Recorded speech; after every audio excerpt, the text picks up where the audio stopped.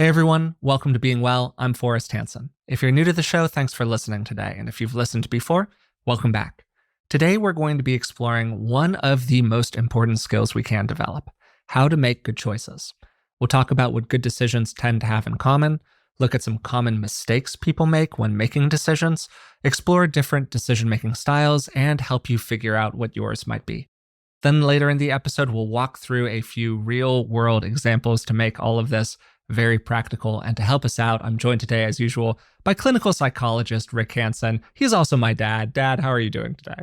I'm really great. As you know, I'm just back from a 3-week meditation retreat. I want to put a little nod in here for the teacher, Stephen Snyder. Wonderful teacher. I truly recommend him very highly. You can search him online. I think we may have had him as a guest. Yeah, we've had him on the show. It was a while back. It was a while back. Think of that conversation often, actually. It was a really good one. Oh, that's really great. So I'm in pretty good shape. And if I begin to babble, well, that's my excuse. Okay. I love this topic, partly because, as the saying has it in medicine, good judgment comes from experience and experience comes from bad judgment. And I think good decision-making comes in part from learning the lessons of bad decision-making. And I'm really happy to disclose, at least some of my major mistakes in that regard. Forrest may have his own private list, about my mistakes. Just between me and God, baby. Hopefully me and God. He'll keep it private. Anyway, as context, I want to say something about context. In other words, good decision-making, and particularly about things that matter, comes from, a lot of underlying factors that we spend a lot of time on this podcast: self-worth, being able to calm yourself, mindfulness, self-awareness, things like that. Because we've talked about them a fair amount, we're going to sort of stipulate them or hope for them for the record, and then otherwise get into the nitty-gritty. So that's kind of point one. Point two, we're going to be generalizing about how to make good choices or best odds strategies, because we don't know. Life's uncertain. We're not clear about your particular situation. We're not giving specific advice. We're not responsible for the choices you make after listening to this podcast. Really? Okay. And then last, now that we've covered ourselves legally here, anyways, keep going. That's right. And then last, I want to add that to make a distinction that I know Forrest is very familiar with as an elite poker player, it's to realize that sometimes based on your state of knowledge. I worked for a mathematician back in my 20s, interesting job, who was a risk analyst. And based on your state of knowledge, if you have a choice between red and blue, and you pick red because that's your best odds, even if it turns out that blue was better, it was still a good decision, right? Based on your state of knowledge at the time. Which is a way of, focusing on improving your state of knowledge and your decision-making process, while also being at peace with the inherent uncertainties in this life. That's great, Dad. I think that's really, really good context for what we're going to be talking about today. Before we get too far into it, I want to give people a quick reminder. If you've been listening for a little while and you haven't done it yet, please subscribe to the podcast. That really helps us out. And if you'd like to support us in other ways, you can find us on Patreon. It's patreon.com/beingwellpodcast. It'll be a really good decision. You will not regret that decision, yes. So there's one particular bit of context that I was thinking about a lot when preparing for this episode that I would like to mention here before we get into more of the content. If you're making a decision at all, by definition, it means that you have some degree of freedom in your life, right? You have some agency, and I talk about agency on the podcast all the time. Making choices means that we can affect our circumstances in meaningful ways. That feeling is incredibly powerful. Agency is this huge psychological resource. When we don't have it, life gets really problematic. If you think about the kinds of circumstances where people don't have agency, those are some of the worst circumstances out there.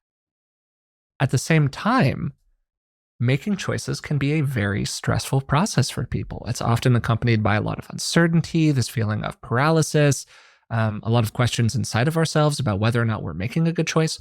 So it's one of those things where it can feel like a bit of a double bind along the way. It's easy to feel bad when we have agency and also to feel bad when we don't have agency. And it's hard to feel good about our choices when the choice-making process itself feels like crap. So we've got two big focuses here. First, making better decisions, which is going to be 90% of what we talk about today.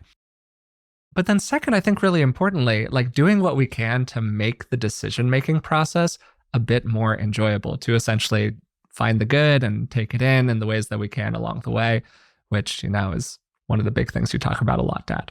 I'm really glad that you're starting, Forrest, with both the affective and the cognitive, the Yeah, emotional and the totally. conceptual, the intuitive and the rational elements here, because a lot of research shows that good decision making, including in high pressure situations, it involves both, the head and the gut, to put it metaphorically. I can say a little bit for myself that I tend to go through an analytic process on a major decision. And we're going to do some examples of this. Forrest is going to make me pull out the yellow pad, as he puts it. I tend to be analytical. And then after doing that, I just kind of tune into my gut. What do my innards really, really think here? So that combination is very important. And it's a good way to make sure you're gathering information through both deliberate, top down, rational channels. You also want to be open to information that's coming in intuitively, non-verbally, a vibe, and an image, maybe something that you wake up with after a dream. The more information we gather, the more uncertainty we tend to reduce. This is an analytic and standard way to think about this. And therefore, the better our state of knowledge is at the time when we have to make that call. There's always a question, of course, about what's called marginal analysis, incremental benefit at what incremental cost. So, Yeah. based on the information that you've accumulated to date, conceptually and intuitively and emotionally to date, do you know enough to make the call? Uh, or on the other hand, is there additional benefit in gathering more information, or would the cost of that additional increment of information not be worth it? And this way of thinking about it can help you be on your own side to gather the information you need to make a good call, and yet not be subject to what's called paralysis by analysis. What else? What else, Forrest, do you think? That's a great example of just a characteristic of a good decision right there, Dad, that it balances the more intuitive aspects with the more rational aspects and the Yeah. more analytical elements with the more emotional elements. I would say that good decisions almost always have some kind of process associated with them. How rigorous it is going to vary individual to individual. How emotional it is versus how analytical it is, sure, it's going to vary. But if you're making a big choice without any process associated with it, you're probably going to get yourself into some problems here. There's a real place for trusting your gut, but that probably shouldn't be your whole process. Yeah, right. Um, and what I love about processes in general is that they help us simplify things. A lot of the time, I think that people get kind of out over their skis because they're constantly adding. They're bringing in more information and more information and more information, but they don't actually spend that much time reducing the information down or cutting out the things that don't matter. Like they try to create a list of values and the list just grows, grows, grows.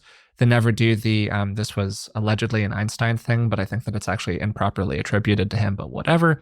The thing where you create a list of 20 things and then you have to lower it to 3 things that you really care about. Huh. And that process of refining is a really important part, I think, of the whole process. Another thing that stands out to me is that they're made with the end in mind. Aha. It's hard to have a sense of where we want to go or how we want to get there if we don't actually know where we want to go. And that's a big thing that you've highlighted to me in the past, Dad. That's been helpful for me. Well, that's great. Another way of making that point is to surface the question, what's your why? What's the why? And in terms of the end in mind, uh, one thing that I've seen first is that sometimes people, and you were brilliant about this in our book, Resilient, they get caught up in the form of a particular situation, the form of a relationship, the form of a career, the form of Yeah. how they look, but they don't realize that that form is just a means to the end of an essence of what they really want to experience and be and have deep, woven into the fabric of their own life. So getting some clarity about what's your deep why? What's the underlying why? And especially if you're kind of swirling back and forth, if you're kind of at that level, maybe you need to go to a deeper level. To also paraphrase apparently something Einstein might have said, we need to solve our problems at a level that's deeper than the level at which we created them. Right. So what's your deeper why? And one of the key aspects of that I've seen for many people is they get caught up in activities and they mistake activities for results. Oof, yeah. We care about the result. Yeah. And people can kind of hide out in activities. Well, as long as I'm still churning, no one can criticize me for lack of effort. Okay, but you're not actually changing anything significant in your life, right?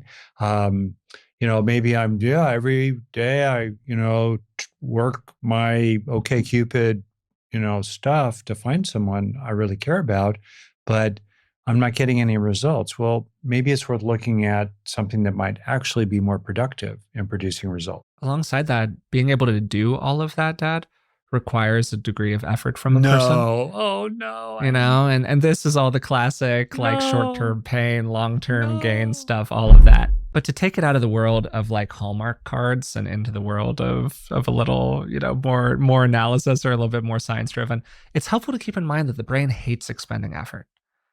Hates it. Hates it. It's allergic to it. From an evolutionary perspective, every time that you spend effort, you're burning a calorie.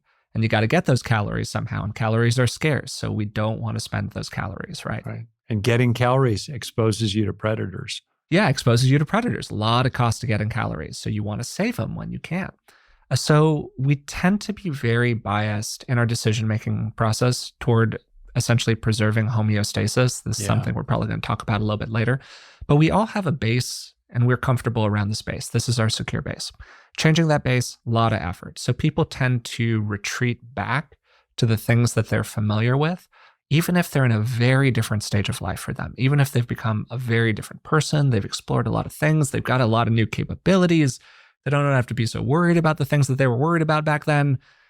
But the brain remembers, right? And it doesn't want to change in those ways. So it's just something to be conscious of, that we have a predisposition to being a little conservative about shaking things up or spending effort in the ways that we need to. Another thing maybe to flag here, just before we keep on moving, is environmental stuff.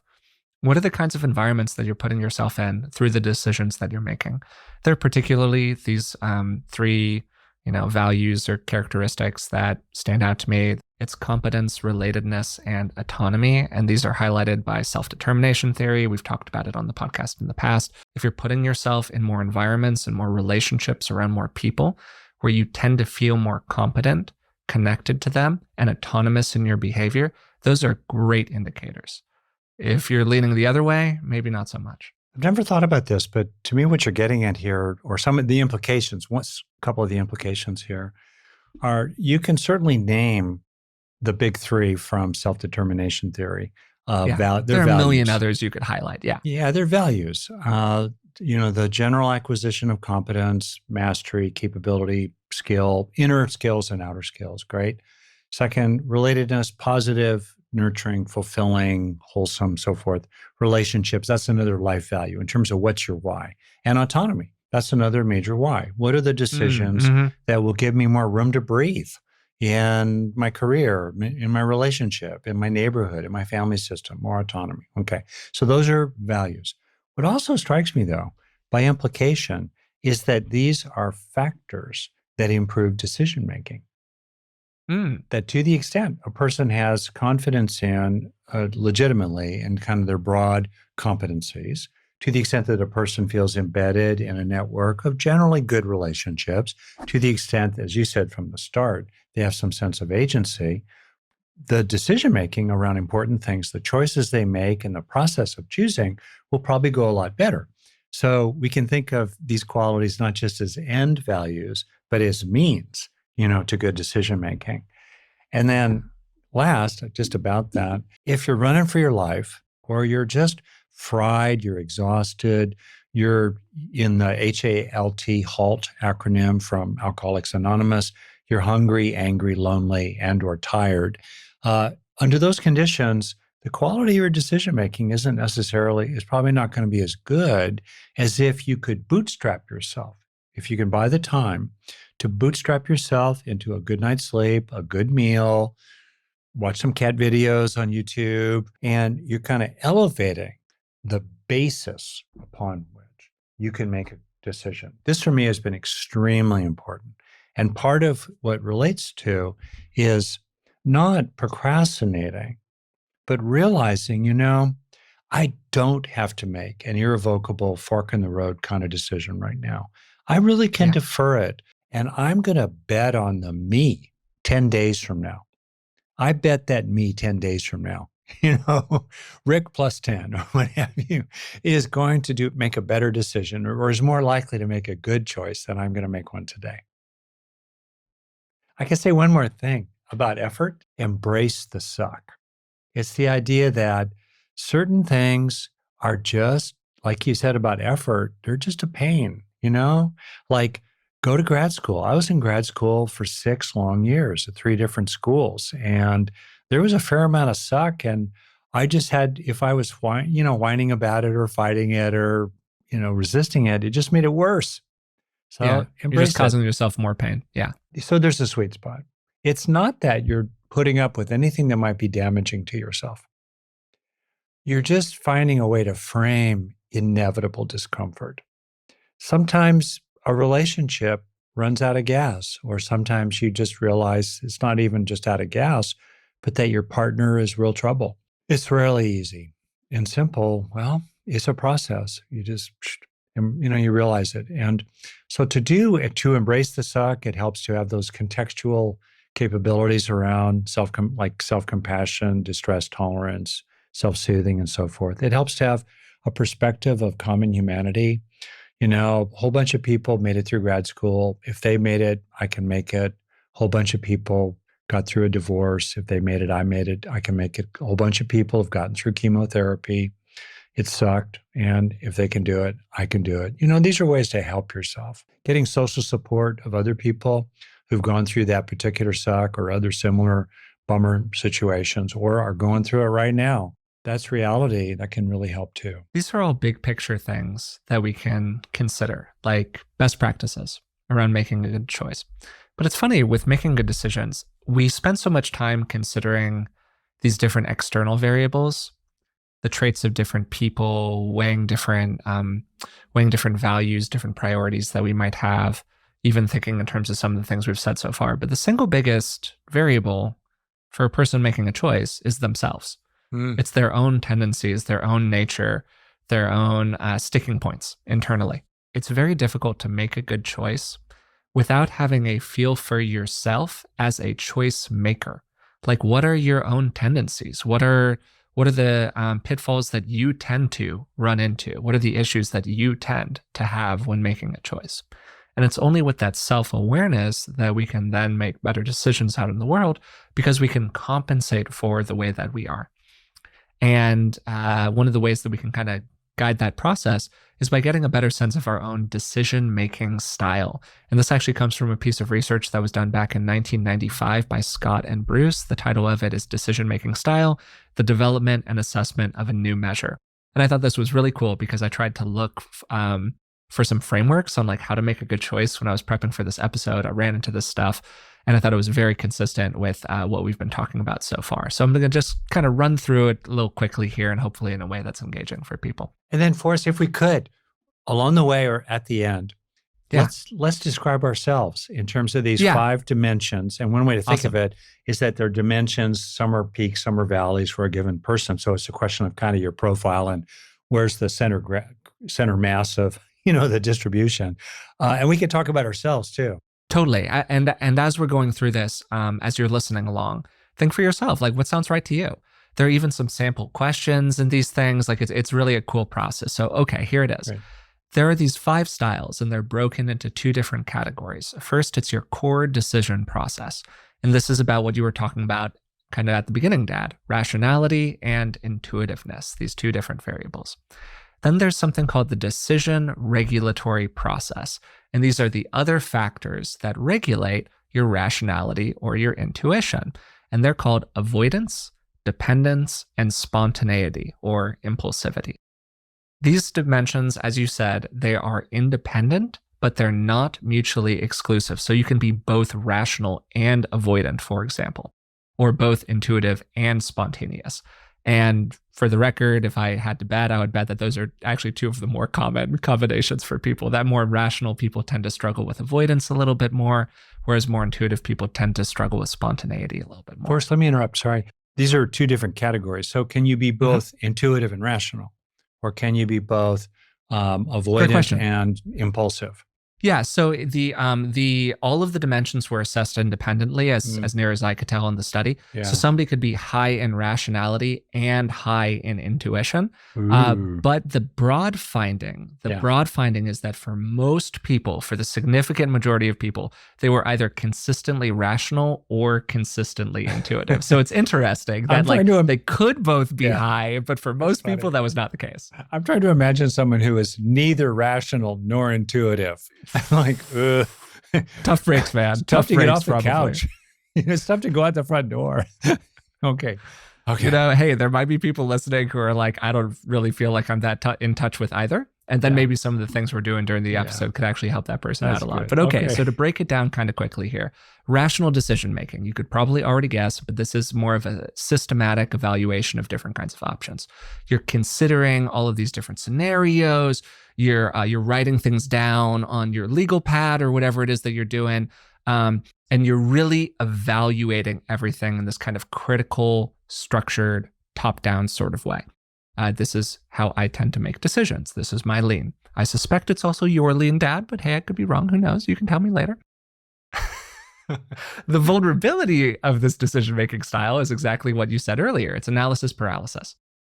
It's getting really in the weeds and just going round and round and round with something because you can always find another variable to consider. A more intuitive decision-making style, this is a more holistic approach, and it uses forms of often subconscious pattern recognition, which is then perceived by the person as an emotion, a hunch, or a gut feeling.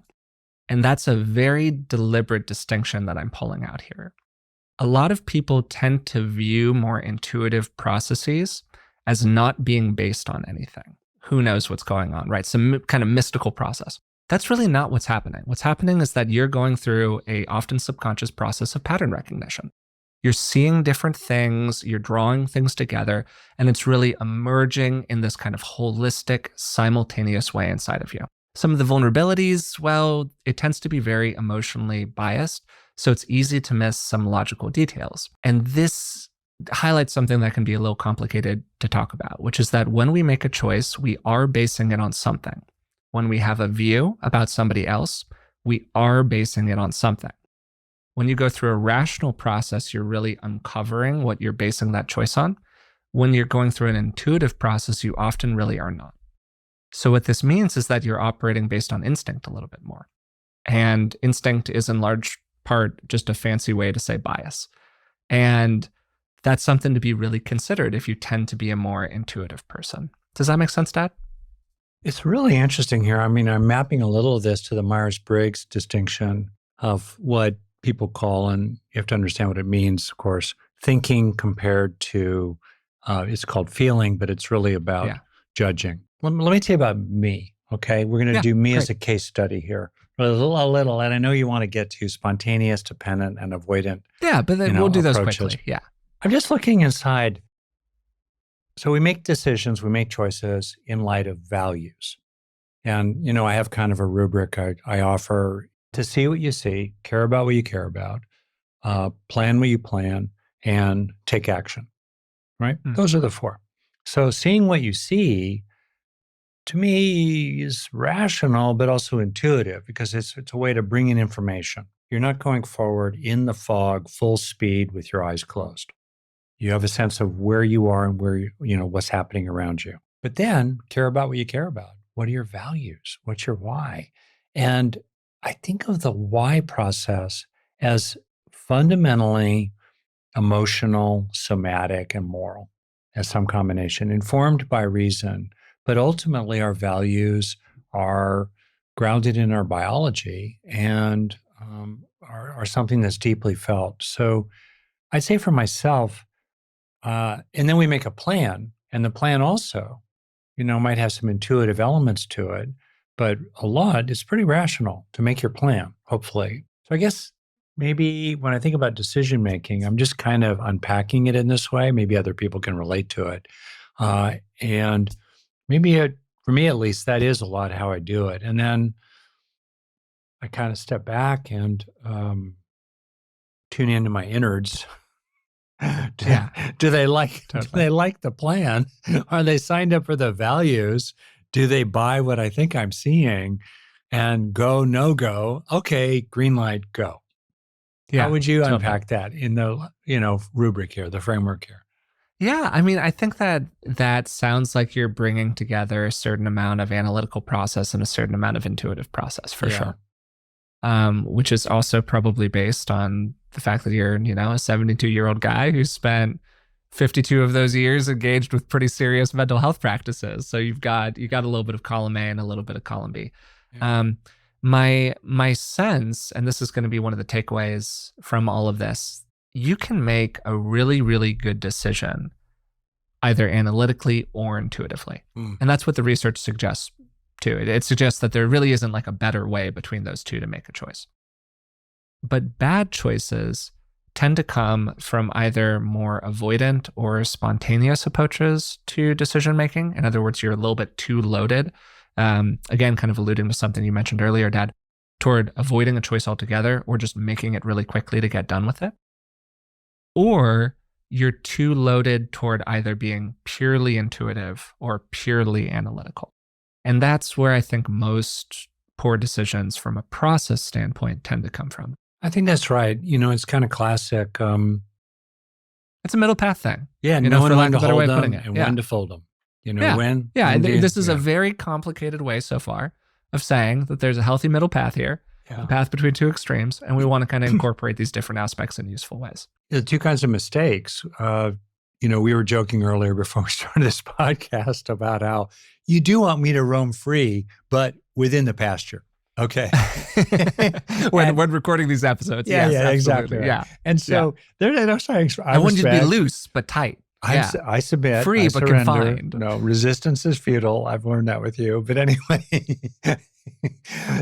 what you're talking about is basically, on the one hand, don't use the metaphor of the Buddha, a long time ago, chain yourself to that post with a 10-foot cord that always constrains you inside a much larger pasture.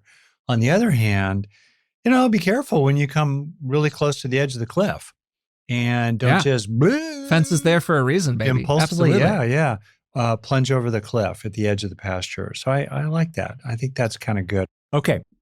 What else? All right, really quickly here. Spontaneous, dependent, avoidant. Spontaneous decisions, exactly what it sounds like. There's this underlying feeling of trying to get it done as quickly as possible. Yeah. Sort of shooting from the hip, often to avoid some anxiety associated with the choice-making process. Then avoidant, you're trying to escape the whole choice situation. Maybe you're doing this through analysis paralysis. Maybe you're doing this by just kind of kicking the can down the road, whatever it is that you're doing, you're trying to not make a choice. Then there's this other variable that I thought was really interesting, which is dependent. And it's the only one that in the research didn't seem to have much of an association with choice quality. It was just different styles.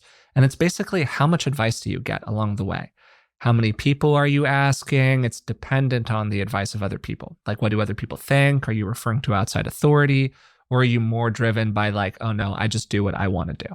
Oh, that's really good. And again, Very you can cool, think right? of the two errors. On the one hand, never revealing what you think, or never realizing that maybe it would help you to connect with some expertise. Or on the other hand, do you tend to go from one person after another and never just not feel comfortable till you've talked to everybody on the planet before you finally, decide what to have for dinner? So we've talked about two kind of key mistakes here so far. Excessive rationality, excessive intuition on the one hand, one way to make a mistake. Another way to make a mistake, really avoidant or really spontaneous. We want to kind of find that middle path. Are there other things that stand out to you, Dad, whether it's in choices that you've made or just working with other people around this process that seem to be really common pitfalls here? Really glad you asked. A context here, there are these primary human motives to approach reward or avoid pain. I believe that there's actually a third extremely important motivational system in which we attach to others that cannot, particularly in the human species, be deconstructed merely into some arithmetic of pluses and minuses, approaching pleasure and avoiding pain. So we have these primary motivations, but let's kind of keep it simple and just talk about approach avoid as we have so far. E. Torrey Higgins, really interestingly, kind of elaborated that fairly traditional model into what he called promotion compared to prevention. And this has to do in part with amygdala activation.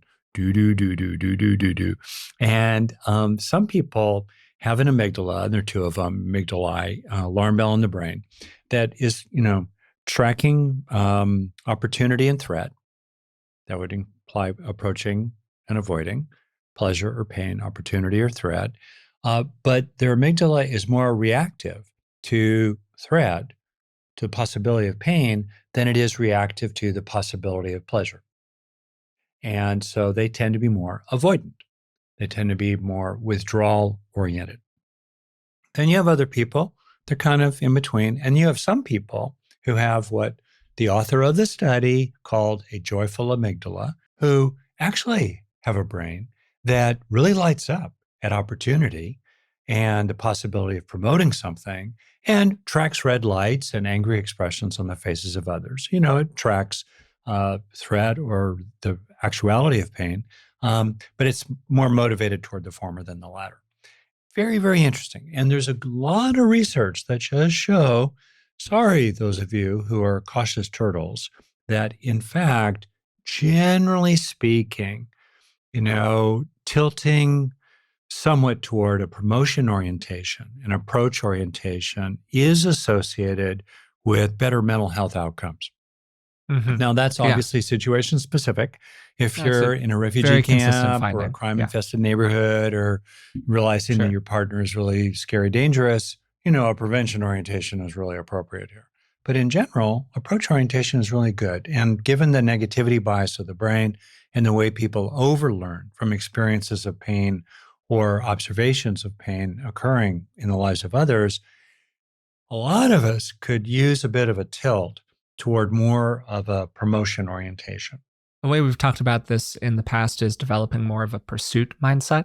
Great. The notion that you're moving towards something generally feels a lot better to people than the feeling that you're running away from something. So well said. Right. Even if the situation could be reasonably interpreted as one or the other, just trying to flip your brain to be in more of that, what am I going after, is a great way to immediately feel a little bit more positive, feel a little bit better inside of yourself about whatever it is that's going on. Like, what are you orienting toward?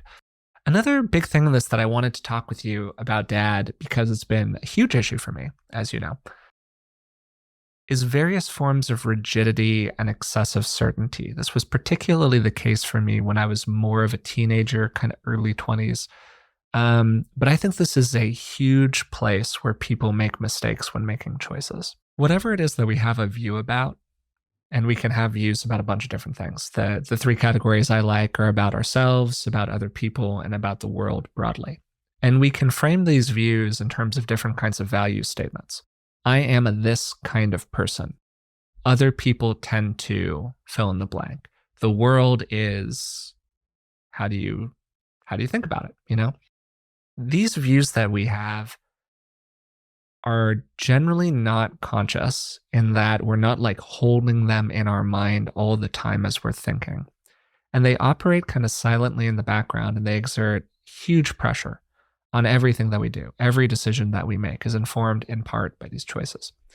And the more rigidly attached that we are to those views, those values, whatever it is, the more confident we are in them, the smaller and smaller our world becomes in this funny kind of way, because we are in some ways bound by those views.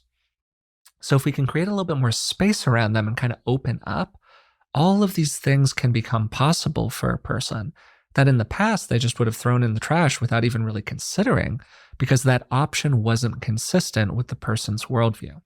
And so this is a huge place of intervention for people. This is a little bit more in the context for a person than in the content of how to make a good choice.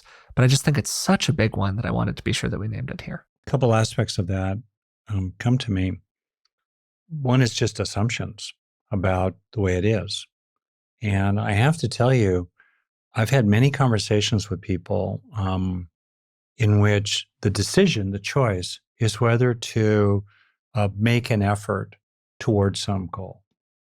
You know, call up someone to have lunch together, apply for a job, um, start a small business in some way, and they will just say, "Oh," with great certainty, "Oh, it won't happen." There'll be some kind of door slam. Call it the door slam. Nope, not possible. And wow, that is so limiting, just like you said, and poignant. Because, of course, they learned to slam the door to survive, to avoid pain and, avoid threat. And maybe in their nature, kind of temperamentally, they tend to be they're born with an aversive amygdala. It just Mm-hmm. lights up more. It's their temperament. Still, that assumption of impossibility is just not good. And I see people who basically they make a case for their own limitations. And I don't mean a realistic case like, hey, I'm just not going to be a professional athlete, right? That's realistic. But they just go overboard. And it's almost like there's this internal traitor inside themselves that they're allying with and identifying with who's undermining them. So that for me would be one example here. Another weird example is definitely one that I have to watch out for. It's to be attached to a goal, no matter what. Mm-hmm. And this is particularly important if you're a kind of person who embraces the suck, that you can keep crawling through a field of broken glass, towards some goal. But after a while, you realize, is it really worth all the blood? Am I really going to obtain it? Am I ever going to get them to love me? Am I ever going to get blood from that stone? Am I ever going to get promoted here in this, company? And is my business ever really going to succeed? And can be, persistent to a fault and based on attachment to a particular goal outcome. So that's another kind of rigidity, I think, that we have to be careful about. This gets to a lot of material related to limiting beliefs of different kinds. We've done an episode on limiting beliefs. You can check it out if you're interested in this a bit more. I want to get to our examples here, Dad, because I think that they're going to be just like so rich. I do want to say one or two more things really briskly here in terms of common pitfalls. People are probably already familiar with these if you're listening to this kind of a podcast episode. But hey, just to name them real quick. First, the sunk cost fallacy, huge issue for people. I invested 2 years in this relationship. I spent the money on this, and it turns out not for me, not working out. There's a huge pull, a huge gravitational pull of the investments that we've already made in something. Yeah. And a big skill to develop, whether it's making good choices in real life or making good choices, as you said in the introduction, Dad, at the poker table, which is something I've done in the past. You need to be willing to not keep on throwing good money after bad. So that's something I do want to flag here. Another thing I want to flag here really quickly is something called defensive pessimism. And this is a coping strategy for people where they tend to anticipate negative outcomes as a way to manage their anxiety and protect themselves from disappointment. And this is that kind of inner traitor that you were talking about earlier, Dad. This like part of themselves that is just like, oh, that's not even a possibility. It's not even on the table. So they don't have to risk the possibility of getting excited about the thing or going after the thing and then having it not work out for them. So those are two that I just wanted to mention here before we get into the examples that I have with you. Yeah. Can I ask you another question? What do you think about the kind of lingo out there about follow your passion? And some people say it's bad advice. There's stuff from Cal Newport about there. And so I just had an episode with Cal Newport. Yeah. Okay. And Cal was a guest on the podcast. He's an incredibly smart guy. And one of his things, one of the books that kind of put him on the map, I think it was titled something along the lines of So Good They Can't Ignore You. And one of his, the big standout lines from the book that got a lot of press was follow your passion is bad advice. The problem here for a lot of people is that standard advice, like find the one, I'm looking for the one, that kind of thing, implies, hey, there's one. You got to find them. And if you don't find them, you're kind of doomed. Same thing with follow your passion. You've got one passion. You got to find it. If you don't find it, you're screwed, whatever it is. The reality is that for most people, there are actually quite a few people out there that they could build like a perfectly lovely life with if they gave it the opportunity. There are quite a few careers out there that they could really enjoy. Like, you want to end up passionate about what you do. You want to end up happy in the relationship that you land in. But the notion that you're just going to start that way is a total fool's errand, and it really sets people up for disappointment. So it's another thing to maybe think about a little bit while you're making these choices. While agreeing definitely with that and agreeing with the value of psychological flexibility, Yeah. which is a major principle in acceptance and commitment training therapy, and Steve Hayes and Diana Hill and others, psychological flexibility. On the other side of it, we're certainly not denying, and we're also encouraging, listen to your heart. Listen to your heart. And Oh, for sure. the Yeah, totally. particular form that a significant passion might take, don't get maybe too attached to the form. I think that's some of the benefit there of what Cal's saying. Yeah. On the other hand, if deep down inside, you love working with numbers, you're analytical, you care about that, that's a kind of a passion for you, and that's important to you. If you get sucked into a sales job, let's say, or being a therapist, God forbid, Oh, sure. it's not Yeah. right for you. It doesn't feel right. Or maybe Totally. deep down inside, there's just a calling in you to engage spiritual life, or to be a minister, or to be an artist, or to really move your body. These are important things, obviously, to Yeah, listen I to think as that well. part In terms of of the what's your advice why. here, Yeah. totally. Part of the advice here is essentially to think more. This is a different way of talking about means and ends to me. Yeah. To kind of like simplify it. And to think maybe more in terms of like categories, acceptable categories, as opposed to acceptable specifics. Because once we're in the world of specifics, we're really narrowing the field of what could be possible for us again. And we want to keep our options open. So, okay. So here's what I want to do here, Dad. Love it. You are a legend in my friend group, as you know, for No, many I didn't reasons. know For that. starters, you're Oh, that's basically awesome. Mr. Rogers. They hold you up in that fashion.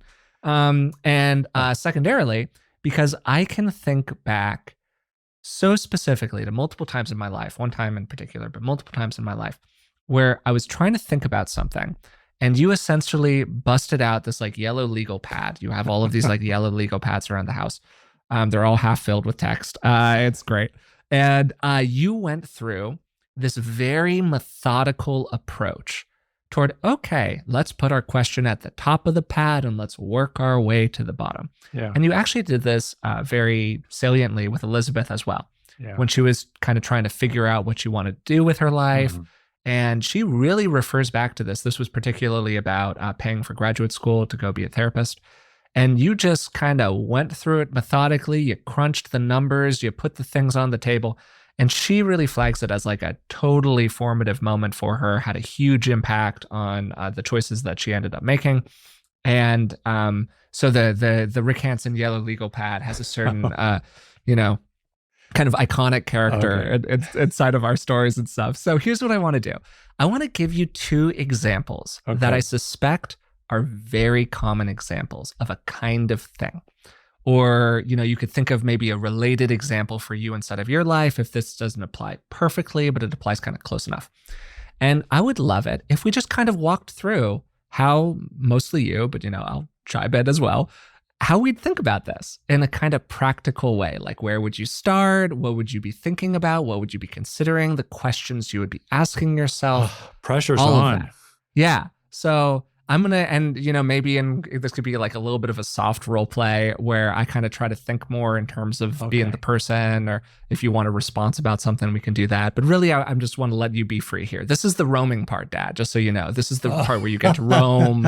Yeah, where the fences are lowered. Absolutely. It's a role reversal that I know you're relishing. That's right. It's so good. This is a fun time. So you're just going to be liberated, buddy. It's good. Okay. Two examples. Let's start with the first one. I'm 25 years old and I'm working in a job that's, it's okay. I've got a job. I like having a job, but I know it's not forever. I'm trying to figure out what a good path for me would be, but this feels like a really big question for me. And I keep on getting kind of overwhelmed by how big this question is. Like, I don't even really know where to start. I don't really know what the options are for me. Like, what should I do here? How should I start thinking about this? I really relate to this question. I feel for this person. And partly I'm talking to young Rick, Mm. myself way back when. So I would say, first off, in the sense of it being overwhelmed by the bigness, it's really understandable. It seems really big. You know, low stakes, doesn't matter. It's just the rest of your adulthood. You know, it's probably going to involve, $1 Nothing to million worry about. or Yeah. more of, Sure. financial consequences of one kind or another. No, no big. It'll Yeah. affect who you might end up with Who you as end a, up with. Yeah, yeah, it's absolutely. like low stakes. No, it's Where you understandable. live. Yeah, Totally. it's understandable. And you can take heart in the fact that this kind of decision about career opportunity typically involves a lot of steps in which you can change course, you can reverse your step, you can take your time, you're going to have multiple at bats. These days, certainly in America, I think there's some evidence that the typical person changes their occupation two and a half times over the course of adulthood. So there's plenty of room to breathe here. Also, you can have some confidence in me here because what I'm going to tell you is Well, is it's so good. rare for you to pull for authority here, Dad. This is an uncommon move for you. You're not normally like, listen, young one, I will show you the way. Okay, I'm excited where we're Okay, going here. now judge for yourself. Judge for yourself, as the Buddha himself said a long time ago. Ehe pasiko, see for yourself what rings true and works. But okay, all right, here we go. So, Okay. also as context, realize that many people don't have the luxury of this inquiry. They're just locked in. They've got to work two jobs, they've got to support a family. Maybe they're undocumented. They've really just got to make it work. Maybe they're dealing with tough conditions and they've got to keep their health insurance. They're just locked in. So they don't have much choice here. So we want to acknowledge that right off the top. Okay. First of all, what's your why? And I have seen that with regard to occupation, career, that it really helps to think in terms of three circles and the intersection of the three circles. So, and this also helps to break down what might seem like a huge problem into smaller pieces. First circle is, what do you love doing? Not just like doing, love doing. What kind of conversations with people? What kind of activity? What kind of settings? What kind of results do you just love? And it not doesn't have to be restricted to business settings or occupational settings. It could be just in life in general. What do you love? Okay, second, what are you talented at? Not skilled necessarily, talented. You're just naturally good at it. And again, think about outside the frame of a typical business setting, just in general. What are you really kind of good at? Sometimes you might want to ask other people who know you well, what are you naturally really talented at? For myself, I was good at math, but not great at it. And I didn't want to make my career with people that I knew, and I had known some of them in high school who were just great at it. On the other hand, verbal ability and empathy combined with, as I slowly realized over time, a warm heart, maybe I ought to be a therapist. Third, what do you care about? What are your broader values? For some people, this is just not a relevant question in their career choices. For many people, it really is. Do you care about children? Do you care about the planet? Are you really clear you don't want to work for a fossil fuel company? Social good as an aspect of what you do. This is kind of a core values question, is maybe a Yeah, way to you put want it. to, Yeah. maybe you're the kind of person who has always been drawn to animals, non human animals. Well, think of those three: loves, talents, values. If you can build your career at the intersection of those three circles, the rest is details. I want to ask you about a specific aspect of this question, Dad, Yep. which is the more kind of analytical, numbers driven piece of the question. Mm-hmm. A lot of people, when they're considering a choice that's going to impact them financially, for starters, again, we start with appreciating that we have the space in our lives to be able to take a financial risk of some kind if you are, so privileged. So that's a great place to start, just by understanding and appreciating that. But then secondarily, just interacting with money at all is often extremely stressful for people. Yeah. It often really wigs them out. And often, and the reality is that we just have really bad education, broadly speaking, about finances, about the way the Yeah. economy works, about all of that stuff. So people are often really under-resourced to interact with these kinds of questions. Some of the stuff that my friends have gotten the most mileage out of in talking with you about it has been the more kind of analytical, almost numbers driven side of things, where you just kind of will break things down in a systematic way. I've done some work with coaching clients where I've done very similar things and it's been really helpful for them. So I'm wondering just how you kind of think about or approach that process. We can't get into specific numbers here, obviously, but just like big things to think about. Oh, it's great. That goes to, if I could, a broad principle about, uh, again, this is someone who's 25, take the long view. Yeah. These days, people are living longer and longer, certain kinds of careers, especially ones that are not hard on the body, really extend late into the 70s. And so, what is true is that the cost of laying the foundation. So now let's suppose you're starting to identify some options there at the center of those three circles. Um, they'll probably have some costs.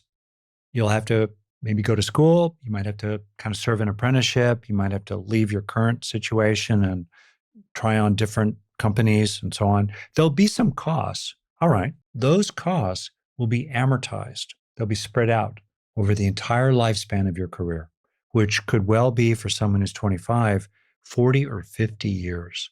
Those costs are spread out. But the gains for you personally, with ripple effects for others that you care about, will accumulate exponentially also over the course of your entire career. And very often what happens, and I did this is one of the foolish bases for my bad decision makings in my 20s about career, is that people will make short-term decisions based on immediate costs. They'll try to cut corners. Uh, they won't want to take on that debt. They'll be afraid of the debt emotionally, and they'll give up the long-term benefits. They won't, just kind of embrace the suck. Gosh, maybe you'll need to, as I did for a while, sleep on the floor and eat noodle ramen and, day after day. And that's just the way of it to get through that time in your life. So that distinction and the idea that you're wanting to set your future self up in a really good way. So it can help to locate things in time. I still remember this, who was a high school student at the time. This client of mine was grappling with decisions and trying to figure out what to do. I think they may have just graduated high school. Anyway, they're in my office and I'm going, let's do this. So I took out a yellow pad, right? The classic And yellow pad. See, there it is. to scale, I started laying out the years. I said, okay, how old are you? 18. Okay, good. You're an adult. I didn't have to take their parents into account. Okay, fine. You're an adult. You're 18. Let's just lay it out. Okay, now you're 20, 10 years out, 10, like 10 columns in rows in my pad. I turned it sideways. Now you're 28. At this point, they're starting to kind of turn pale. Well, 38, 48, 58, 68, 78, Yeah. 88, 98. Let's say you get all the way. And after that, it's a big mystery. Okay, fine. Wow, how interesting. Do you want to have children? Oh, I do. Huh, interesting. So you want to have children by roughly what age?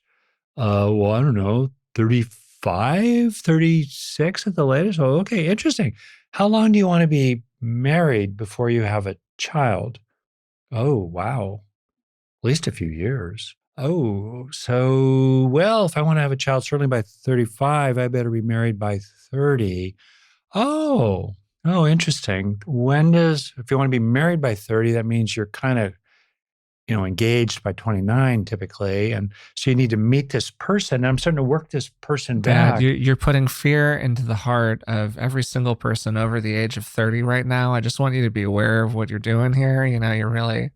Okay. Well, again, I told you if you stick with it, it'll work. Yeah, exactly. But, yeah. You got to see the truth of things. You got to see the truth of things. No, and I think that part of that is, I meant that in a tongue-in-cheek way. I agree with you, but it's true that like there's a relentless practicality to a lot of what you're describing here. Yep. And my biggest piece of advice about this more analytical side of the process, or this more numbers-driven side of the process, is to be willing to do it at all.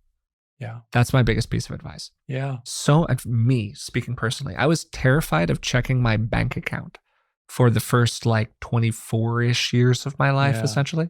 I never checked my bank account. I was terrified of it, hated doing it. I had actually gotten myself into a little bit of credit card debt by the time that I was like early mid 20s or whatever it was. And it was a whole thing. It was very complicated emotionally to face this reality. But in order to start digging myself out of the reality, I had to face it. We cannot address these issues. We cannot make good choices without being grounded in the reality of the situation. And that's really what you're highlighting here. Yeah. And it's framed really not as drudgery, but as a noble, loving gift to your future self. Yeah. What kind of life do you want to set yourself up for? Not driven by craving and, like very unrealistic ambitions, but what kind of life do you want to set yourself up for?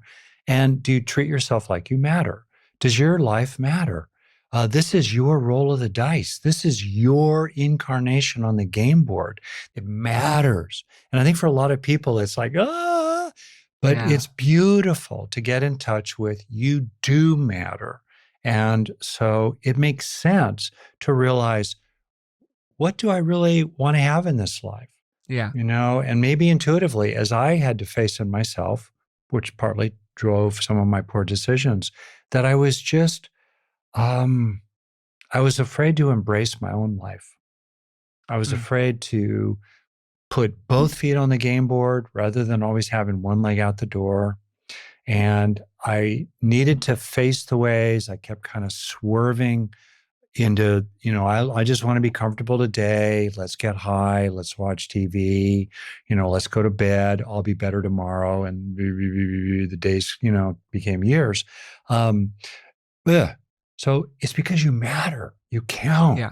That you're thinking this way and helping yourself. And bottom line, if you really want to have certain things happen by the time you're 40 or 50, or be able to have options when you're 60 or 70, work backwards from that result, to see what you want today. As you know, Totally. A friend of mine, when I was moaning and groaning about how I had to put up with all this crud to become licensed as a psychologist before I became an old man at 40. And my friend Tom said to me, "Rick, do you plan on being 40? What? Yeah. And he said, well, how do you want it to be? You want to have that license or not? So, okay. So I want to say that about money. I just want to make a point that I think it's great what you're saying analytically. And it's just arithmetic. It's lemonade stand arithmetic. What's your ballpark actual hourly rate? In whatever the thing is, and what will you financially, let's suppose you shift your career, but it costs you, I'll make up a number here, $50,000 to get into that new career. Let's say you're 25 by the time you're 30. Let's say it costs that. Well, 2,000 in training and deferred cost. wages, whatever That's else. right. Totally. $50,000, non-trivial. Well, I'll just very quickly do this on the back of the envelope. There are 2,000 labor hours in a year. So maybe we're talking about a full-time salary, or maybe we're talking about someone who is billing 20 hours a week, let's say as a professional.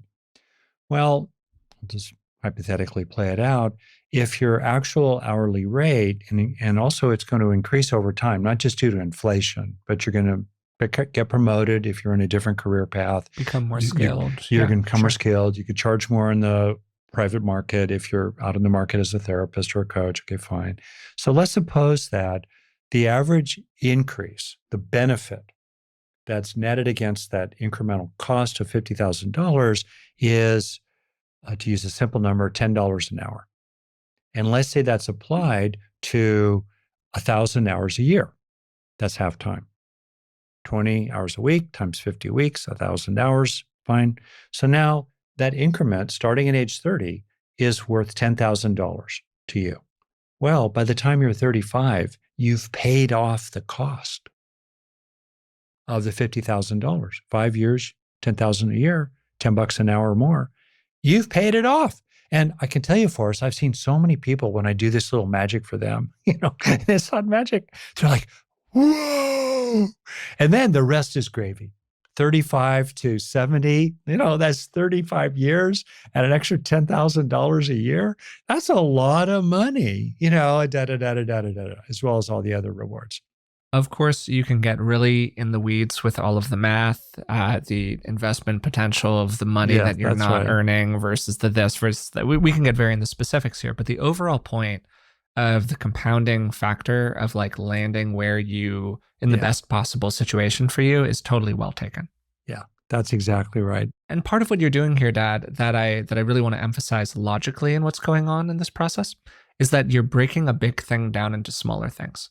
Yeah, You're saying rather than being like, oh, career values, oh my God, all of this stuff that I'm thinking about, what should I do?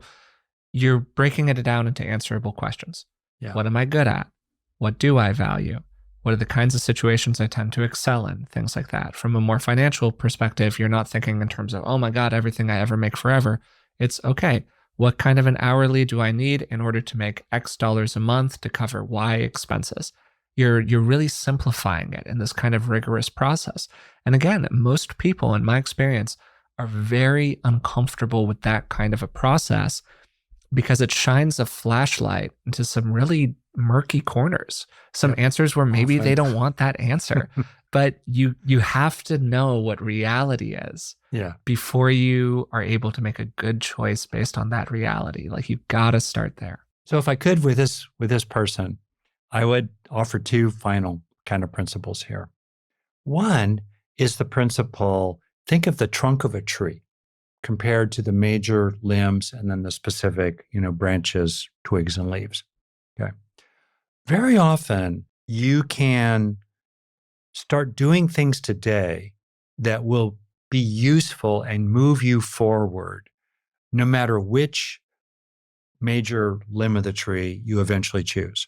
In other words, you can go down a particular path that will serve you well before you have to make a fundamental choice, take the left fork or the right fork.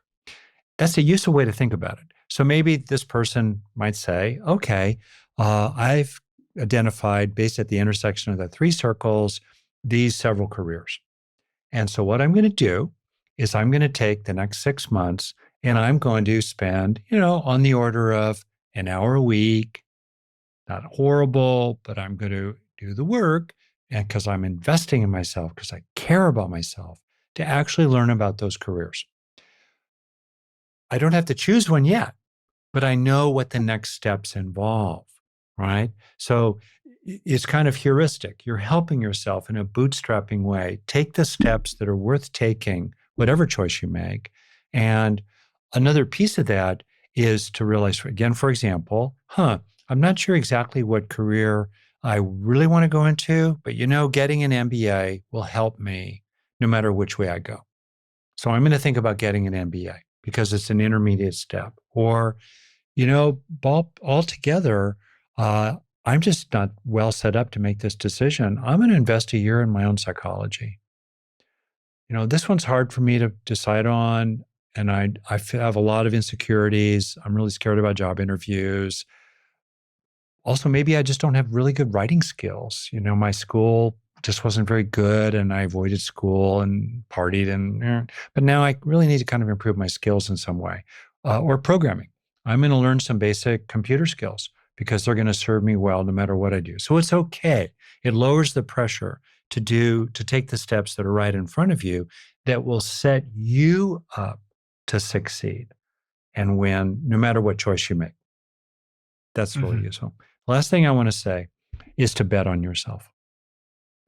Again, one of the reasons I made a bad choices in my 20s is I lost my nerve in some ways, and I lost faith with myself. I just I did not have good, strong, internalized supportive allies inside, and no. Believe in yourself. Get on your own side. You will succeed. And I'll just tell you straight, with a lot of business experience, there are a lot of people out in the world of work who do not have very good character. They're not very reliable. They don't have a lot of old school classic virtues like, hello, come to work on time, or, oh, keep your agreements, or acknowledge when you make a mistake. Whoa, number one. Number two, They're not persistent. They don't make efforts. They kind of phone it in. And third, they don't have much of a learning curve. So if you bring good character to it, make efforts, and learn along the way, you will be in the top 5 to 10% of anybody in your chosen occupation or profession, and you will succeed. That was great, Dad. For our second example here, which I do want to do, we've been running a little bit long with this one, but I think that it's a great topic. It's a great episode. I really like everything we've talked about so far. And if anything, this second situation is even more in your wheelhouse than the first one is, because it pulls in part from your longtime experience as a couples and family therapist, working with a lot of people. I'm in a relationship with somebody, or I'm thinking of entering one with somebody, and it's been going okay. There are some pluses and some minuses. I'm not really sure what to do. I can't really decide whether I want to invest more deeply in it or if it's kind of time to move along to the next one. And just in general, I'm having a hard time finding that kind of inner authority or an inner sense of like connecting with my own feelings about this kind of a romantic situation. Really, really, really, really good. So let's see. Part one, we'll do this in maybe 3 parts. Great. I might think of a 4th part by the time we get there. Okay. We're vibing. 3 parts. Part one, are you doing everything you can to improve the relationship? Are you doing things like taking care of your own side of the street, being an open-hearted communicator yourself, being attentive to your partner's needs in reasonable ways? And also, are you talking about how you kind of wish the relationship had more X, Y, or Z or less ABC? And are you trying to have, and are you having, a repair process, let's say, with the other person? Are you doing everything you reasonably can so that you're acquiring knowledge based on truly testing how good, how big, how deep, how juicy, how great can this relationship become? So that's part one. Really important to do that part. It's worth doing it because often the relationship will get better when you do it. And if it doesn't, that's telling you some really, really important things. So let's suppose that you've done that and the relationship is pretty good. It's okay. Or if you think of the mosaic, maybe there are, 10 by 10 matrix, 100 tiles in the mosaic. Let's say some are green, some are gray, and some are red. A lot of gray, a couple of green, and several flashing red lights. Let's suppose. Or maybe there's really no red light. It's not bad. There just are a lot of gray. Just a lot of gray, and the green is fairly pale. This gets at, in part, how old are you and what stage of life are you in? It's one thing, as is not terribly uncommon, to be in a relationship, let's call it a marriage, and there you are, you've got teenage kids. There's a fair amount of water under the bridge. Bodies are getting older. Your partner just seems increasingly clear. They're just sort of going to be what they are. They don't have much of a growth curve. They're not interested in it even. And what do? It's not horrible. You don't hate sleeping next to them. Sex is tolerable. They're not a jerk. And wow, the costs of blowing up your family, divorce, money, the kids, custody, hoi. And you just think kind of privately to yourself, I'm going to hang in here for a while. And again, also there's the whole question of privilege, and like my dad's parents, when you're living together on a ranch in the middle of nowhere during the Great Depression, you really got not exactly a lot of eligible targets out there. Yeah. Plus, you got to really lean on each other, and there become a lot of other values in the mix besides, kind of narrowly romantic ones. And then sometimes people make a fateful choice, and they wait till the last kid goes off to college, and then they have a really difficult conversation with their partner, and hopefully it ends well, and they move on. Or they just say, I'm going to really enjoy my partner. It's pleasant. It's kind of a beige relationship. It's like a tepid bath. But, I don't want to date again. I don't want to get out there. It's crazy. I love them. What if you're 25 or 9 or 32. And the years are starting to tick by.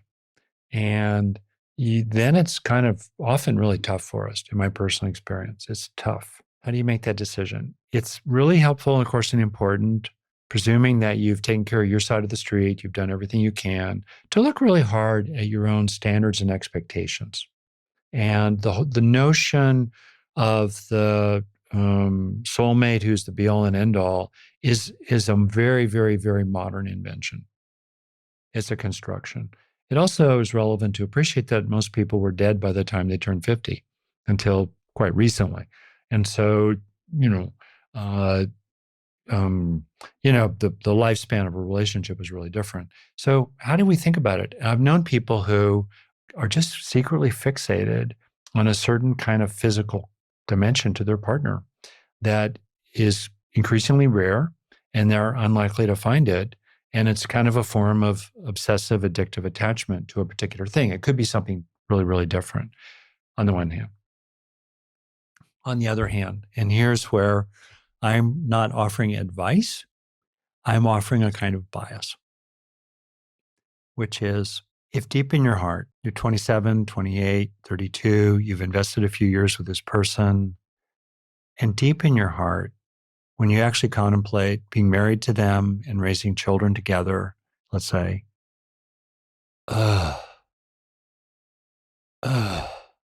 you just, it just feels like all the air is going out of your balloon.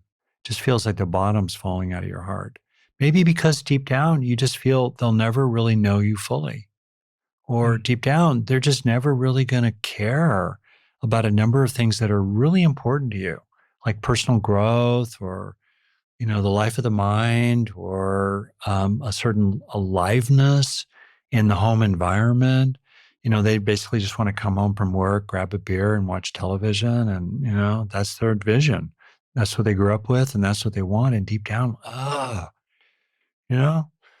I'm biased toward listening to that.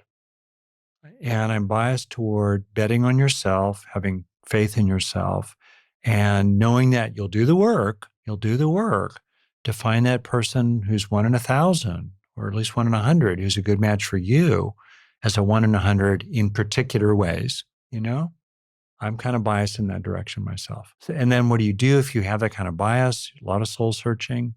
What kind of relationship do I have? How likely is it really for me to find something that would be substantially better without being biased toward feelings of inadequacy and assumptions that you'll never find that kind of person? And are you willing to take the risk of leaving the familiar but fairly tepid bathtub for potentially a more bracing and alive, deeper end of the pool somewhere else? And are you willing to take that risk knowing that you may not find that? And then, make your choices ethically as well. Sometimes people get so, I'll finish here, kind of anxious around the decision making that they deliberately bolt, or they deliberately do something like have a quick affair that blows up their relationship, because then the affair will have made the decision for them. And I really encourage you to, if you're going to do this, go down this road, to do it with your head high and with care and concern for your longtime partner so far. And looking back and thinking about, how is this going to look down the road? And how do you want to look back at yourself? What kind of a person do you want to be now that you will be glad you had been 10 years in the future? Great advice, I think, in general, both from a process standpoint and in terms of some of the specific content of what tends to matter inside of a relationship. Something that I've been really thinking about a lot recently are these two different, not both questions exactly, but two things that I think are just really important. First big question: is there an openness to change inside of the relationship, both in you and in the person that you're with? Yeah. Are they open to being different tomorrow than they are today? And if they are fundamentally not open to that, that's going to create a lot of problems for you throughout your relationship, particularly if you are, I don't know, under the age of 60 I think there's a point at which people kind of calcify, they get used to each other, you establish the patterns, it kind of is what it is at a certain point. And I think that we can accept that a little bit too. There's a place for acceptance. But hey, some openness to change here is a huge deal.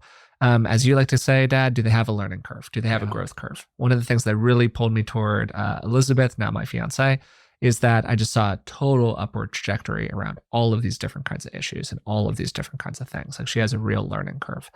Second thing that I think would totally transform most people's approach to relationships. Write down 3 to 5 things that you cannot compromise on. Wow. 3 to 5 things you cannot compromise. You've got these a 3 yellow to 5 pad, things. Forrest. Yeah, this is the yellow. This is the Forrest color, yellow pad approach. Hey, who knows? I got one of those. I forget how you pronounce it. Those Lectern notebooks or whatever. I use them all the time. Okay, I whip out the notebook. Write down the 3 to 5 things that you cannot compromise on, and be honest with yourself about it. If it's cringy, if it feels shallow and stupid, if it feels like, oh, am I allowed to ask for that? Write down the things that inside of you cannot compromise on. Look at that list, pick a really good 3 to 5, and then be willing to compromise on everything else. Really essentially powerful. Everything else. Very far. But you have to know the things that you are not willing to compromise on in order to open yourself up to being flexible about essentially every other aspect of what's going on here. Of course, within reason, this all normal range, but hugely powerful for people to be able to do that. That's fantastic. And one little further detail here, as people, whether it's about career or relationship, invest in yourself. And so in regard to relationships, very often what people are doing is they're making an assessment, a calculation about a prediction, in effect, about how much of a catch they are on the relationship market. Should I leave this safe harbor and venture out, past it? Will anybody want me? Well, there are 2 parts to that. One is become someone they would want. To some extent, in appropriate ways, but look inside. What do people want? And what's understandable? You would want that too. Get real, not to placate people, not to walk on eggshells, not to put up with mistreatment, not to succumb to patriarchy, but genuinely. I was talking with someone who, I was telling something I learned back in the day as an incredibly shy and dorky guy, starting to talk to girls, in high school and then college. I realized, for me as a man, so many women are not used to men actually listening to them that immediately raises your profile. Now, obviously, many women are pushed into this subordinate position, so this advice wouldn't necessarily apply. Second, look for good in other people. And then last, if they don't think that you're a catch within an hour or so of contact with you, they probably never will.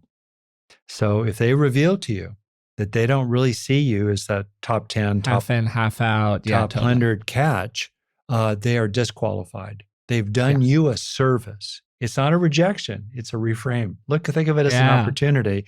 They've done you a service because now you're removing them from the prospect pool. And on that, I rest my case. I love this, Dad. This was totally great. I loved recording this episode with you. We talked about so much and we could have just kept going because it's a huge topic. Yeah. But thanks for, whipping out the yellow pad with us. Anytime. Look forward to it.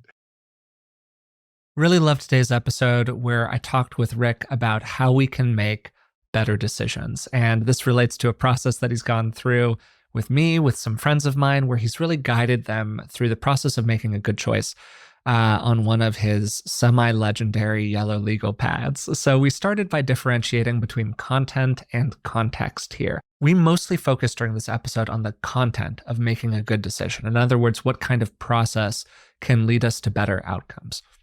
But this process is layered on your individual context, which includes a lot of internal factors or skills like your self-worth, self-esteem, self-efficacy, all of this different stuff. Can you tolerate failure? Anything that might matter to you. And we talk about those things on the podcast all of the time. We talked about them a little bit during today's episode, but we mostly focused on content. We started by highlighting some features of good decisions. What do they tend to have in common? And a major theme throughout the episode was how good decisions tend to incorporate a blend of intuitive factors, more emotional factors, and analytical factors, or more logical factors. They tend to have some kind of a methodical process associated with them. If you're just purely shooting from the hip or doing things based off of your gut feeling, well, there's a place for a little bit of that, but you don't really want it to be all of the equation. On the other side of the coin, you don't want to get trapped in paralysis by analysis, where you're just going around and around and around. You're collecting more and more information, but you never seem to be getting any closer to making an actual choice. Good decisions are also made with the end in mind. We can't draw ourselves a map to get to a place if we don't know what that place is. And a big piece of that is knowing your why. Why do you want whatever it is that you want? What are some of your core values? What are some of the things that are influencing your decision here? Can you really piece it out? Then we want to embrace effort. And there's all sorts of advice related to this. The notion of short-term pains for long-term gains, the idea that our growth compounds over time. So spending a little bit of effort now tends to lead to a lot of result in the future. Whatever it is, however you want to frame it, the brain doesn't like to spend effort, so it needs to be really convinced to do that.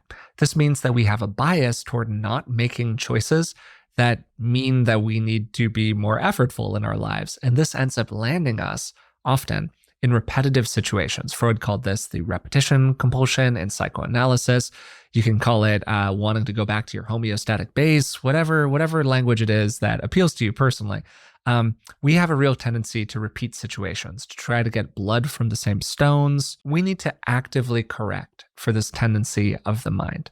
And part of that is, as Rick put it, embracing the suck from time to time. Some things just take effort. Then also good decisions are made with an awareness of our individual tendencies. Everybody's a little bit different here. We all have our own strengths, our own vulnerabilities, the little pitfalls that we tend to fall into as people. As I mentioned during the episode, I am definitely an analysis person, and that can make me a little avoidant from time to time about making different kinds of choices. I just kind of keep on accruing information or keep on trying to grow these different abilities of mine. And, I kind of promise myself that one day I'll be able to do the thing. And then sometimes the thing just doesn't happen. And this relates to a person's individual decision-making style, which comes from a piece of research in the mid-90s that I ran into while prepping for today's conversation. This is from Scott and Bruce. It's Decision-Making Style, the Development and Assessment of a New Measure. And they tracked 5 styles broken into 2 categories. At the top, rationality and intuitiveness. And then kind of beneath those, but still very important, avoidance, dependence, and spontaneity. And one of the key findings from the research is that while people can be both rational and intuitive, the overwhelming majority of people are either consistently rational or consistently intuitive. As you would probably guess, a rational decision-making style is one where there is more of a systematic evaluation of different options. You're considering these different situations, and you're putting probabilities or possibilities attached to them. You're really thinking it through in that kind of a methodical way. A more intuitive approach means that we're being a little bit more holistic about the whole thing. And we're using often subconscious forms of pattern recognition to inform our decisions. These decisions can often feel more spontaneous, more emotional, like these feelings just kind of emerge up from us and we just suddenly kind of know what we should do. Now, a really interesting finding is that both rational and intuitive decision-making can be great for a person. They can both totally work out for somebody. But where people tend to get into trouble is by being either way too rational or way too intuitive. In other words, they're trying to be a little too logical, reasonable, or they're trying to be a little bit too emotional most of the time. And they're not considering the other factors as much as they maybe should. Going into the other 3 styles, spontaneous, dependent, and avoidant.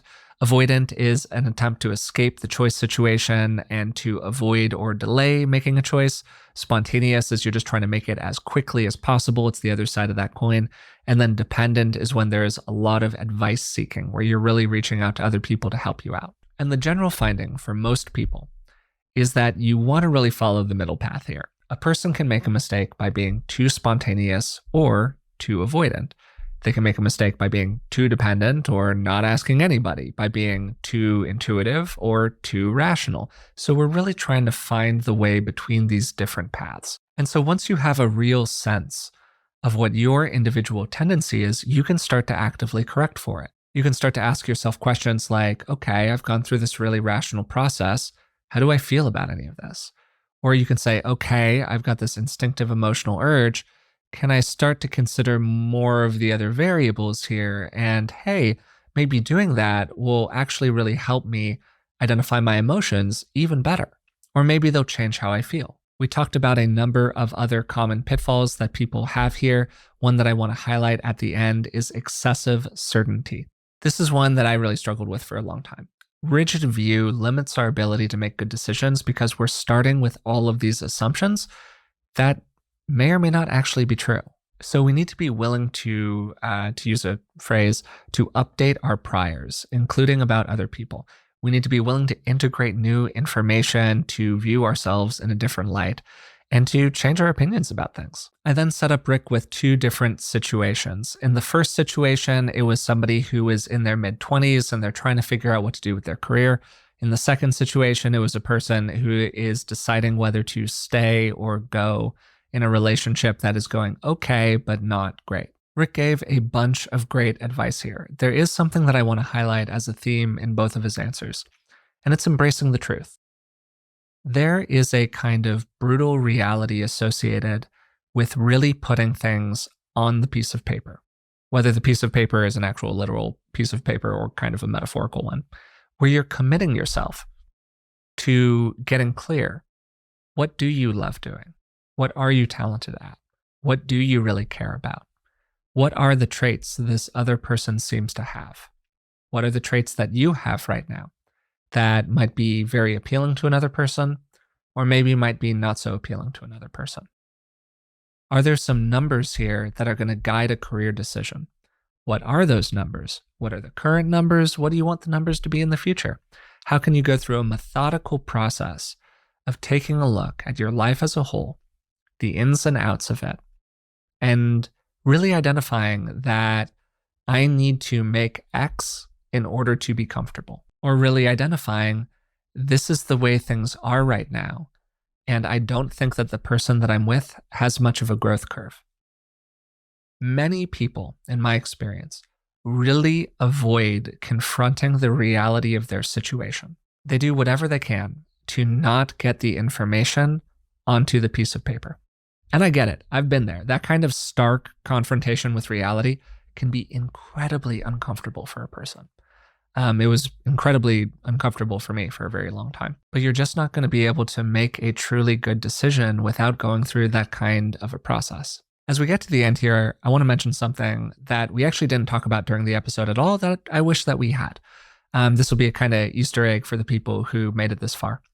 A big part of making good decisions is learning how to come to peace with the fact that one of your options has, in a sense, died. Choosing one thing means that you're not choosing another thing. Most of the time, not always, but much of the time, our choices are exclusionary in nature. We're choosing one set of paths and we're letting another set of paths vanish. This was very difficult for me for a very long time. And at the same time, this is just the way life is. It's how things are. We have to learn how to come to terms with it. But for many people, it is a real struggle, and it makes it very, very difficult to commit to a decision and stick with it. And it's often quite an emotional process. I don't have enough time here to talk about how we can get better at that. Maybe if people are interested in it, if we get some mail about it, if people write some comments, if they're watching on YouTube down below and it stands out to people as something they would like to hear more about, I would be happy to go into it maybe in a future episode. I hope you enjoyed today's episode. I really liked doing this one. I got a lot out of it personally. I hope you did as well. And if you would like to support the podcast, you can find us on Patreon. It's patreon.com/beingwellpodcast. For the cost of just a couple dollars a month, you can support the show and get a bunch of bonuses in return, including things like transcripts of every episode that we create. Also, if you have somehow made it this far and you haven't subscribed to the show yet, please subscribe. That would really help us out. If you're watching on YouTube, as I said a moment ago, you could maybe leave a comment down below.